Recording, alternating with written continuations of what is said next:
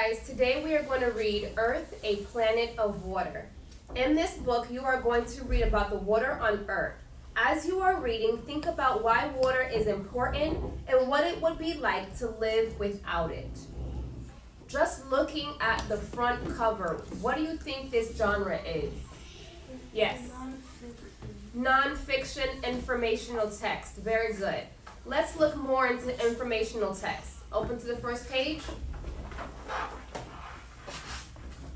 The text focuses on a main topic. The text includes facts and details to explain the topic.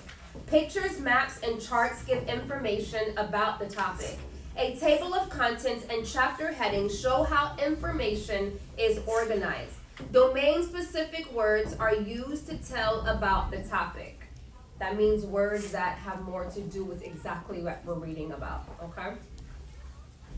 And if you see here, it says Table of Contents, chapter 1, 2, and 3. It tells us our headings and the page that we will find our headings on. Let's go, let's read chapter 1.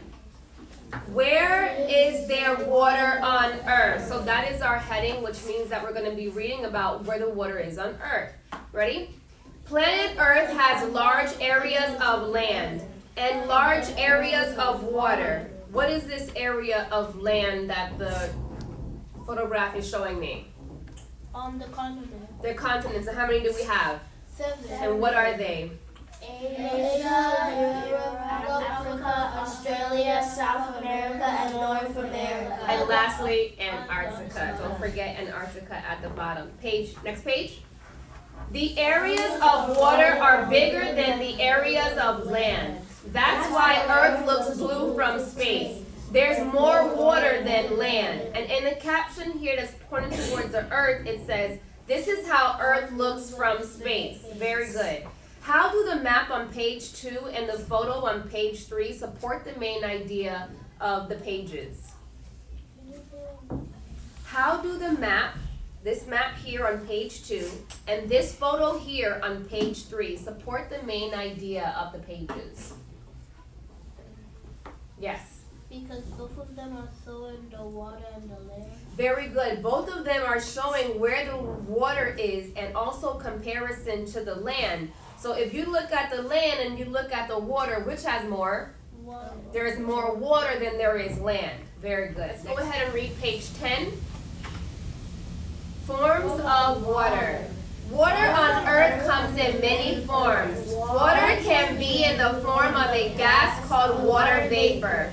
Water vapor occurs when the sun heats up water in the rivers or lakes or the ocean and turns into vapor or steam. All right, so if we look at the photograph here, this is what we call the water cycle. The steam right here is what we consider the water vapor. The water vapor then goes up into the cloud, and when the cloud gets too heavy, out comes precipitation. This one is in the form of rain. It can be rain, sleet, snow. There's different types. And then it comes back onto the land and then runs off into the river. Okay? Page 4. Most of Earth's water is found in the oceans. The water in the ocean is salty. Salt water is not safe to drink. Many fish and other marine species live and swim in the ocean. Dolphins live in the ocean, and you see the author has given us a photograph of the dolphins and the caption right here that describes the photograph. What does the word marine mean? Yes? It means water.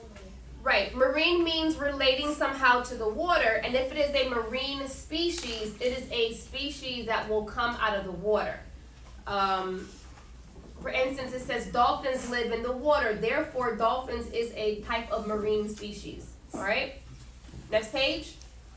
People swim in the ocean too. The water in the ocean rises and falls. This movement is called waves. Waves of all sizes and shapes hit the beach. It's fun to play in small waves. Adults and children play in the waves. So as you can see, the photograph is showing you the adults and the kids playing within the ocean water. Next page. 12. Why we need water. Water is very important. Plants use water to grow. Water is vital for animals. Vital means very important. Not just for animals, but for plants and for humans too. Read the caption. These beavers live near water. Next page. People use water for drinking, bathing, and washing. Water is needed for cooking too. And you can see the photograph, the lady is using water for washing her hands. Next page. The amount of fresh water on earth is very small. If we don't take care of it, it could run out. The large sprinkler is watering the crops. So this is where we get our food from. They need the water so the crops can grow. So what happens if we don't take care of the water that we have? Well, it will die of stuff. Because it's something that we essentially need as humans, and the animals need it too, right? To conserve water, it's important to turn off running faucets, take short showers, use only the amount of water needed. And it's a little girl here, and it's showing you she's cutting off the water, and it says it's important not to waste water. When it says to conserve water, it's telling you how we can save water by lessening the usage of it, okay? Last page. Think about the many ways you use water every day. What can you do to conserve water? And the little girl is thinking because she's like, I wonder, what can I do to save water? You may be little people, but you can still make a difference. When you brush your teeth, when you take a shower, when you help mom wash dishes, when you help mom water the grass outside, we're not just sitting out there constantly playing with the water for an hour, right? We're being mindful of, hey, I need to conserve this water and just use it for why I have it. With the paper in front of you, what I want you to do is, I want you to look back on chapter 3, and I want you to write the 3 most important details that the author was trying to get across to you in chapter 3. All right? Go ahead.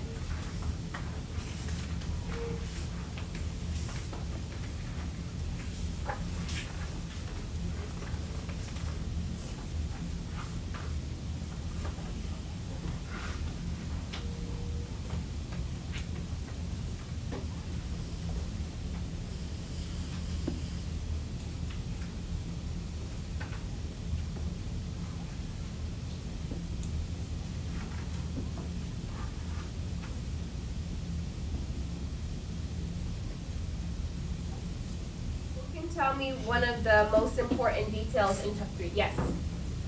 How water is important to life. Very good. And how is that?